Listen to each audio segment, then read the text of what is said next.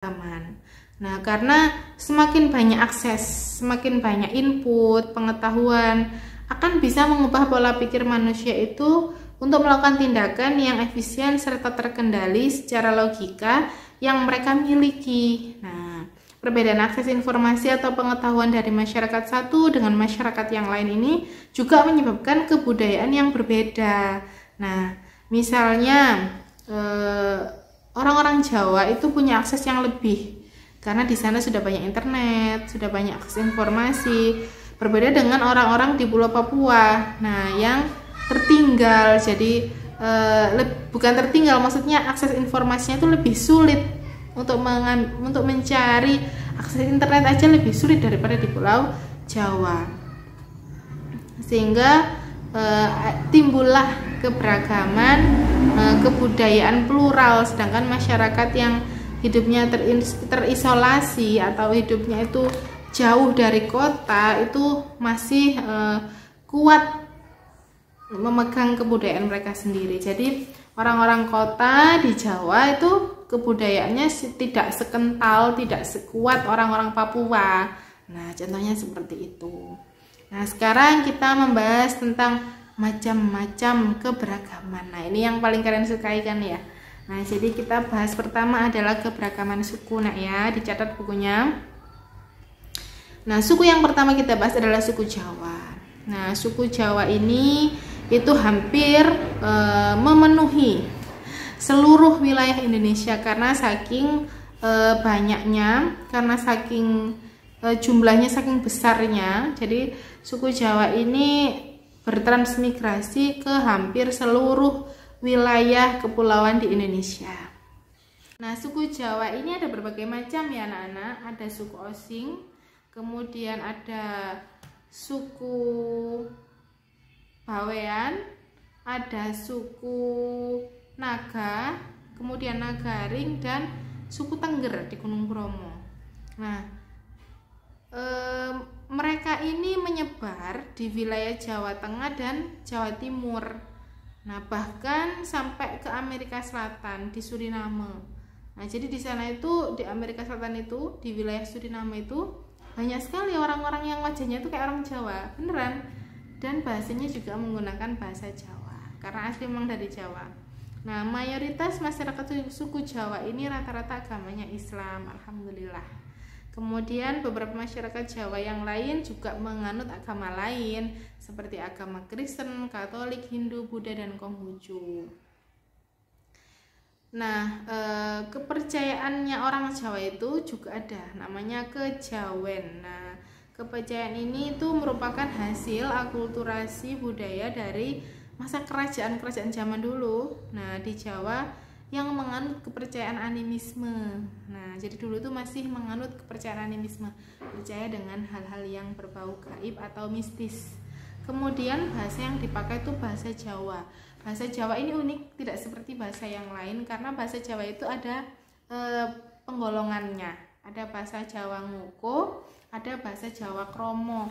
Ngoko itu dibagi menjadi dua, Ngoko alus dan Ngoko kasar atau Ngoko lugu. Kromo juga sama, ada kromo inggil dan kromo madya. Kromo inggil itu kromo halus, kromo madya itu kromo kasar atau kromo lugu. Berikutnya adalah suku Sunda.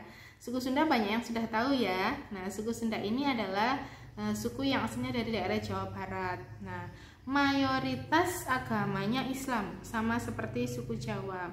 Persentasenya sekitar 15%. Nah, dari jumlah keseluruhan penduduk di Indonesia.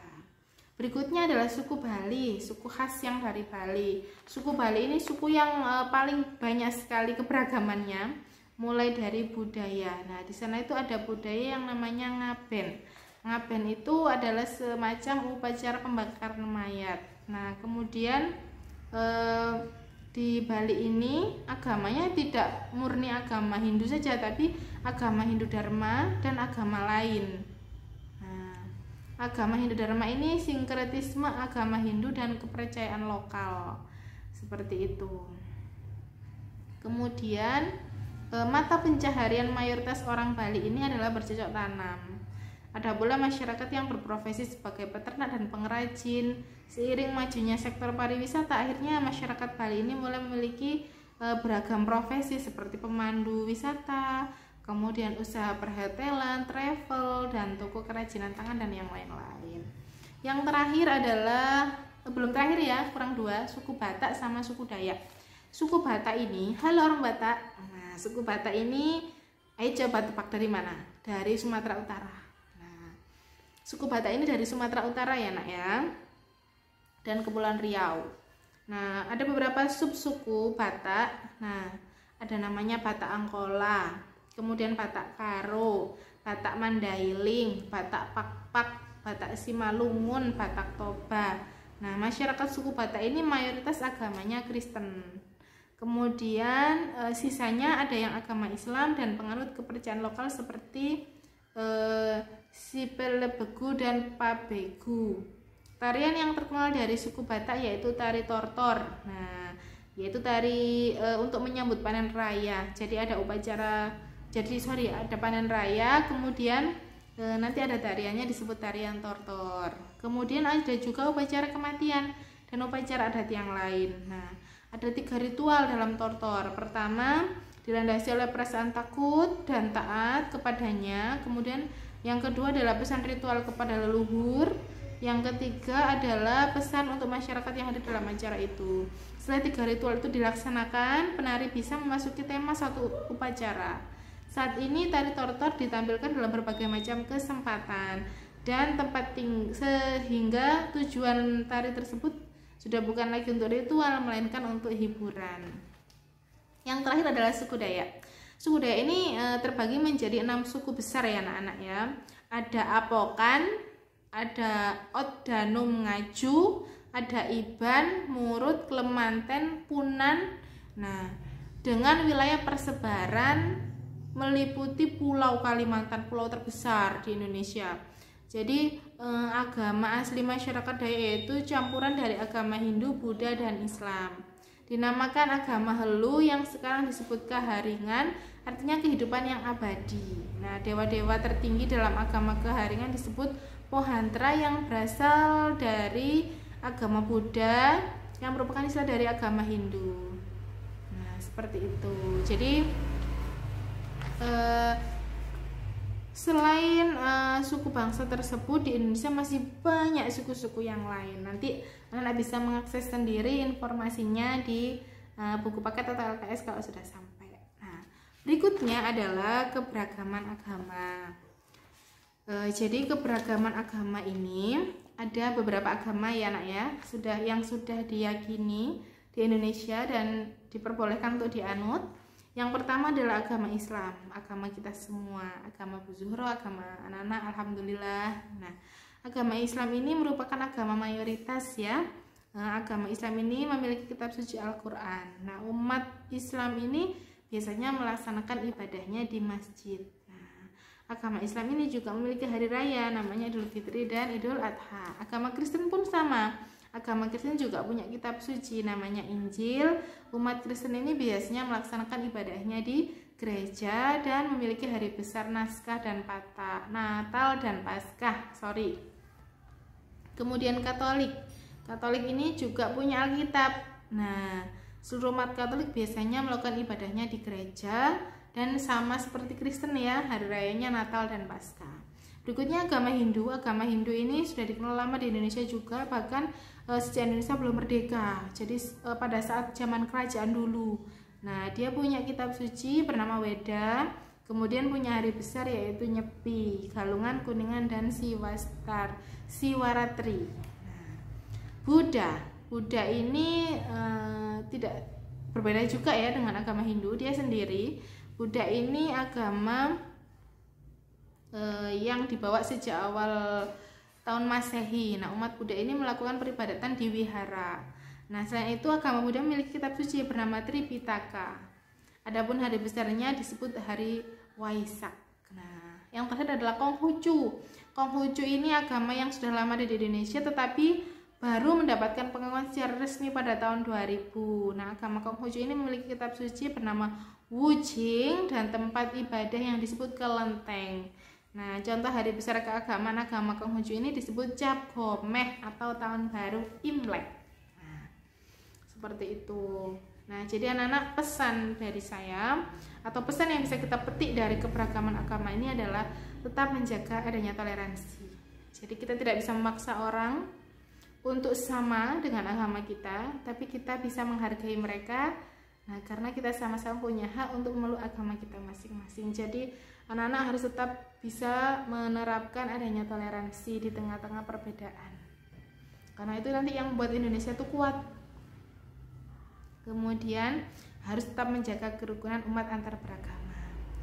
Yang keempat adalah keberagaman ras. Nah, ras yang pertama, ras ini kalau kalian masih bingung, ras itu adalah ada kategori dalam antropologi fisik. Antropologi itu ilmu tentang manusia. Jadi ras itu kategori dalam ilmu antropologi fisik untuk menentukan kelompok orang dari asal yang sama. Nah, ras ini unsurnya biologis. Nah, secara fisik, warna kulit, kemudian bentuk tubuh. Makanya itu ada anak itu tuh dibully karena ras misalnya. Karena warna kulit, misalnya kulitnya hitam. Nah, itu nggak boleh ya. Jadi ras itu mencakup aspek biologis yang tampak di muka, yang tampak di badan, kok di muka aja. Warna kulit, bentuk badan, bentuk rambut, kan beda-beda setiap orang. Yang pertama adalah ras Asiatik Mongoloid. Nah, ras Asiatik Mongoloid ini tersebar di Asia Utara, di Asia Tengah, dan Asia Timur. Nah, ras Asiatik Mongoloid ini punya ciri-ciri, yaitu wajahnya kemudian memiliki mata sipit. Nah, alhamdulillah Bu Zuro nggak sipit, jadi bukan termasuk ras Asia Mongoloid ya. Kemudian bola matanya ini warnanya hitam kecoklatan. Seperti saya ini agak coklat, tapi untungnya tidak sipit. Nah, kemudian kulitnya putih. Nah, yang kedua, ras Malayan Mongoloid. Nah, ras Malayan Mongoloid ini golongan terbesar yang ditemukan di Indonesia dan dianggap sebagai nenek moyang bangsa Indonesia. Ciri-ciri dari ras Malayan Mongoloid ini yaitu matanya hitam, Bu Zura ini coklat nak ya kebetulan. Kemudian hidungnya dan bibirnya tebal, sama ya. Kemudian warna kulitnya sawo matang. Nah, seperti Bu Zura ini sawo matang. Kemudian tinggi badannya rata-rata 150 sampai 165, sama seperti saya. Nah, rambutnya hitam, kemudian lurus berombak. Kalau saya alhamdulillah hitam lurus, tapi ada saudara saya juga lurus berombak. Nah, golongan ini terdiri dari golongan Melayu tua. Melayu tua itu proto Melayu seperti orang Batak, Toraja, Dayak. Golongan Melayu muda. Golongan Melayu muda itu orang Jawa, orang Bali, orang Banjar kita ya. Nah, bahkan wajahnya tadi gimana? Wajahnya bulat, bibirnya tebal, hidungnya juga, kemudian matanya lebar, bola matanya berwarna hitam, kulitnya sawo matang. Kemudian ada ras Melanesoid. Nah, ras Melanesoid ini kelompok manusia yang termasuk golongan ini nih penduduk Pulau Papua, Pulau Aru, Pulau Kai. Ciri-cirinya itu badannya tegap, besar. Kemudian bibirnya agak tebal, warna kulitnya hitam, dan keriting rambutnya. Hidungnya lebar, cenderung pesek, serta tinggi badannya rata-rata tinggi sampai 170 cm. Nah, berikutnya adalah ras Kaukasoid. Ras Kaukasoid ini campuran ya dari bangsa Eropa, karena kan dulu dijajah ya. Jadi ada turunan juga bangsa Eropa Tengah, Eropa Timur, Afrika Utara, Armenia, Arab. Nah, ciri-cirinya adalah kulitnya berwarna putih, kemudian rambutnya berwarna pirang, hidungnya mancung, kemudian matanya berwarna biru, memiliki dagu yang panjang, kemudian tinggi badannya itu rata-rata 180 sampai 200 cm, jadi hampir 2 meter. Nah, perkembangan masyarakat yang semakin modern ini mendukung sekali keberagaman di Indonesia. Jadi ada orang Indonesia yang menikah dengan orang Arab misalnya, nah itu juga masuk di ras Kaukasoid. Berikutnya ras Negroid. Ras Negroid ini sifatnya orang Negro, tetapi mereka bukan keturunan Negro. Ras Negro ini ciri-cirinya rambutnya keriting, perawakannya kecil, kulitnya hitam. Nah, orang-orang Negroid ini adanya di Semenanjung Malaka, nah, dan di Pulau Andaman, masih di Indonesia. Kemudian ada ras Vedoid. Ras Vedoid ini adanya berasal dari Sri Lanka. Ciri-cirinya hidungnya pesek, kemudian dahinya cekung, kulitnya coklat, mempunyai tonjolan mata, bentuk mulutnya besar dengan bibir tipis, kemudian rambutnya berombak dan berwarna hitam kasar, serta tingginya rata-rata 158 cm. Ini beredar di daerah Jambi, Bengkulu, Mentawai, sama Kepulauan Muna. Nah, seperti itu anak-anak ya. Jadi itulah tadi keberagaman suku, keberagaman ras, dan keberagaman agama sudah kita bahas. Nah, cukup untuk pertemuan hari ini, dicatat baik-baik di bukunya masing-masing. Next, pertemuan berikutnya kita akan membahas keberagaman antar golongan dan keberagaman sosial budaya. Nah, jangan lupa tetap semangat selama pembelajaran daring karena kita masih dalam pandemi COVID-19. Anak-anak tetap jaga kesehatan, jaga imun, jaga hati, nah jaga semangat supaya kita dapat memperoleh manfaat dari pembelajaran daring ini. Sekian dari Bu Zuhra, wassalamualaikum warahmatullahi wabarakatuh.